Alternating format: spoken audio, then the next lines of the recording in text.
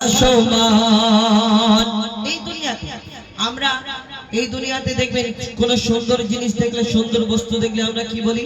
হ্যাঁ, তুমি চাঁদের মতো দেখতে, তারার মতো দেখতে, ফুলের মতো দেখতে, বলি না? কত কি বলি।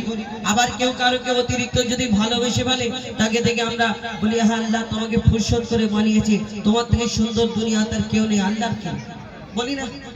তোমার থেকে সুন্দর দুনিয়াতে আর কেউ নেই, আল্লাহর কি বলি এই কথা। কিন্তু একদম এর কথা কাটা যাবে না, একদম ঠিক।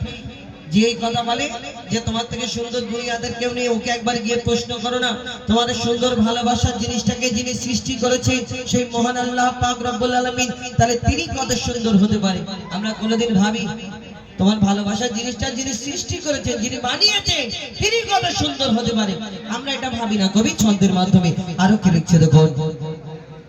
তোমার নিয়ামত দেখে অবিরল করি শুকর তব সারাক্ষণ, তোমার নিয়ামত দেখে অবিরল করি শুকর তব সারাক্ষণ। সৃষ্টি তব যদি হয় এত সুন্দর, না জানি প্রভু তুমি কেমন। তোমার নিয়ামত দেখে অবিরল করি শুকর তব সারাক্ষণ। সৃষ্টি তব যদি হয় এত সুন্দর, না জানি প্রভু তুমি কেমন। তারে সিজদা করে কবি মুজিবুল আলাম, কার তারে সিজদা করে हो जाए पाकाला।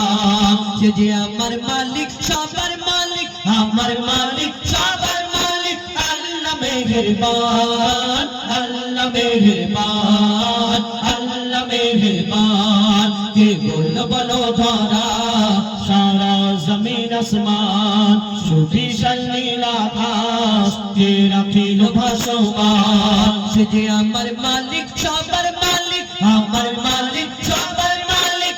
আল্লাহ মেহেরবান, আল্লাহ মেহেরবান, আল্লাহ মেহেরবান, আল্লাহ মেহেরবান, আল্লাহ মেহেরবান।